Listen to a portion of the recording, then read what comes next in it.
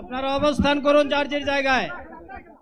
আপনাদের সবকিছু দেখার কেউ জায়গা স্থান পরিবর্তন করবেন না, সবাই জায়গায় থাকেন, সবাই তার নিজ নিজ জায়গায় অবস্থা গ্রহণ করেন,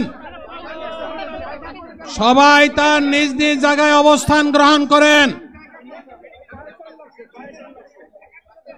আপনারা নিজ নিজ জায়গায় থাকুন, প্রয়োজনীয় দিক নির্দেশনা দেওয়া হবে। আপনাদের উত্তেজিত উদ্বেলিত হওয়ার কোনো কারণ নেই। মহান রাব্বুল আলামিনের একান্ত মেহেরবানিতে আমাদের প্রোগ্রাম আলহামদুলিল্লাহ, শুকরান, আলহামদুলিল্লাহ কাসিরান। সম্মানিত ভাইরা, আপনারা সম্মানিত ভাইরা, আল্লাহ রাব্বুল আলামিনের রোশের মেহমানিতে এই গরমের সদরে মাহফিল মুহতারাম আমিরে জামাত অচিরেই সুস্থ হয়ে যাবেন ইনশাআল্লাহ। আমি আল্লাহ তাআলার শুকরিয়া আদায় করি, আল্লাহ তাআলার শুকরিয়া আদায় করি আবার আপনাদের সামনে দাঁড়াতে পেরেছি। আমি বলেছিলাম দুর্নীতিমুক্ত বাংলাদেশ ইনশাআল্লাহ সবাইকে নিয়ে আমরা গড়ব। আমরা কথা দিচ্ছি, বাংলাদেশ জামাত ইসলামী যদি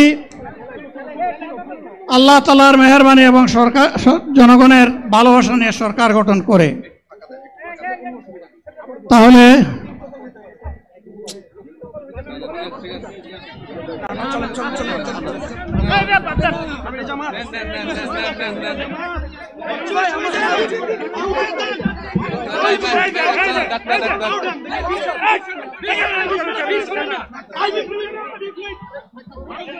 আপনারা নিজ নিজ জায়গায় অবস্থান করুন। আমাদের স্বেচ্ছাসেবকগণ আছেন, সংশ্লিষ্ট বিভাগের দায়িত্বশীলরা আছেন, তারা প্রয়োজনীয় ব্যবস্থা নেবেন। কারো মাইকের সামনে আসার দরকার নেই।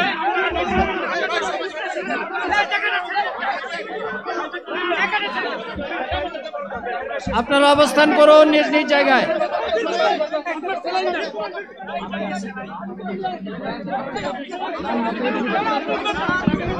সবাই মেহেরবানি করে শান্ত হয়ে বসুন, শান্ত হয়ে বসুন, শান্ত হয়ে বসুন।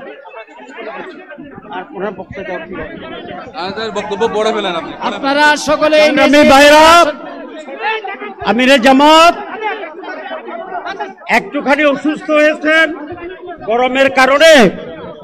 গরমের কারণে হয়েছে, কিন্তু উনি বারবারই চেষ্টা করছিলেন বক্তব্য দেওয়ার জন্য।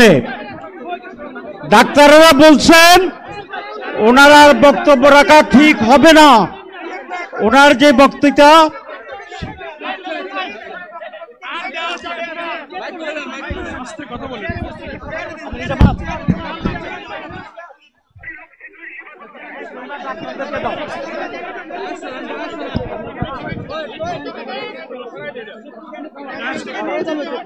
আপনারা নিজ নিজ আসনে উপবেশন করুন।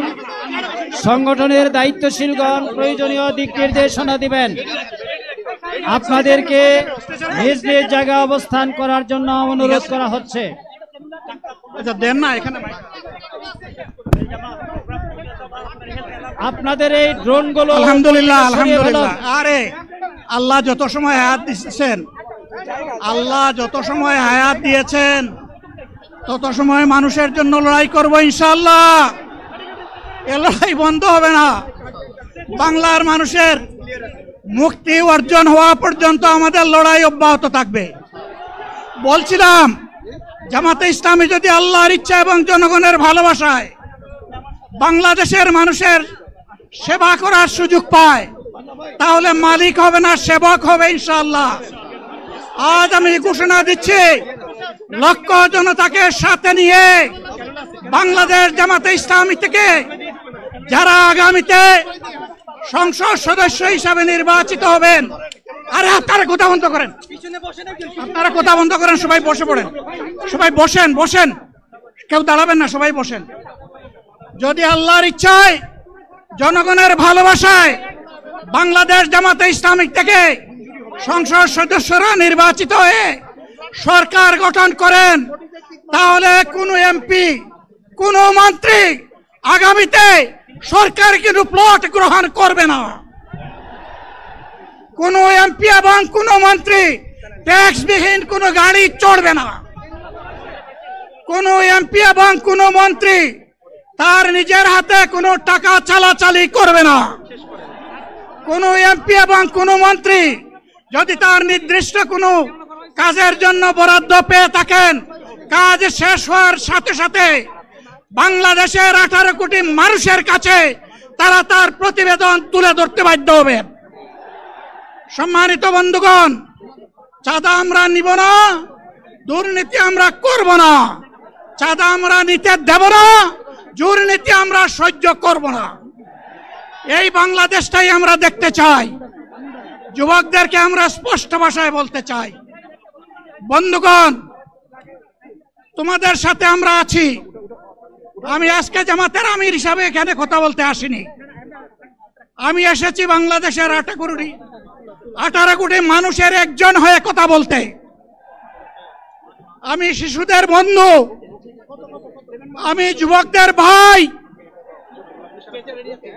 আমি বয়স্কদের সহযোদ্ধা, আমার বোনদের আমি ভাই। সুতরাং তাদের মুক্তির জন্যই আমি দায়িত্ব নিয়ে আজকে এখানে দাঁড়িয়েছিলাম। আল্লাহর ইচ্ছা শরীর আমাকে সাময়িকভাবে সহযোগিতা করে নাই, এটাও আল্লাহর ইচ্ছা যে এখন আল্লাহ আমাকে কথা বলার সুযোগ দিচ্ছেন।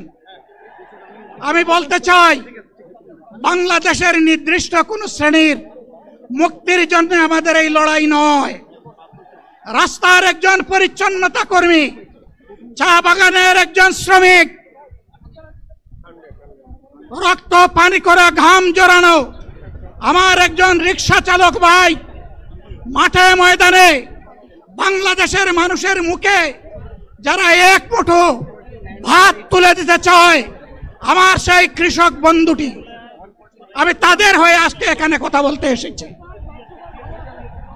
আমি কোনো অভিজাত শ্রেণীর হয়ে এখানে কথা বলতে আসিনি। আল্লাহ তাআলার অশেষ মেহেরবানি, আজীবন সকল রক্ত চক্ষুকে উপেক্ষা করেছি, জেল জুলুমের পরোয়া করি নাই। আমার আফসোস, 24 সালে জাতিকে মুক্তি দিতে গিয়ে যারা জীবন দিয়ে শহীদ হলো, আমি তাদের একজন হতে পারলাম না।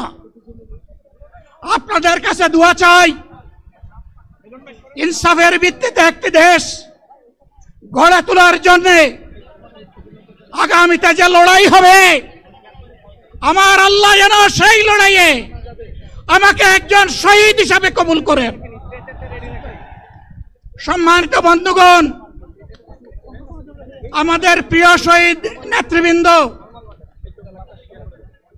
2006 সালের 28 অক্টোবর থেকে শুরু করে পল্টন গণহত্যা, শাপলা গণহত্যা, সারা দেশের গণহত্যা, পিলখানার গণহত্যা, 24-এর গণহত্যা, এই গণহত্যা যারা করেছে তাদের সকলের বিচার বাংলাদেশের মাটিতে নিশ্চিত করতে হবে।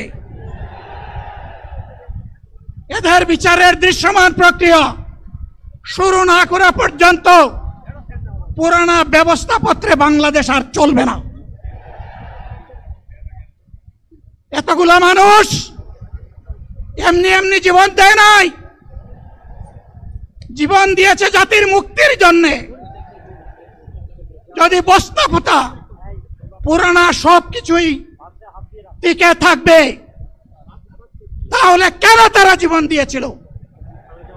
যারা ওই বস্তাপচা ব্যবস্থাপনায় বাংলাদেশকে আবার গড়তে চান, তাদেরকে আমরা বলি, জুলাই যুদ্ধ করে যারা জীবন দিয়েছে, আগে তাদের জীবনটা ফেরত এনে দেন। যদি শক্তি থাকে ফেরত এনে দেন। আপনারা পারবেন না, যেহেতু পারবেন না, কাজেই নতুন ব্যবস্থায় নতুন বাংলাদেশ গড়ে তোলা হবে ইনশাআল্লাহ।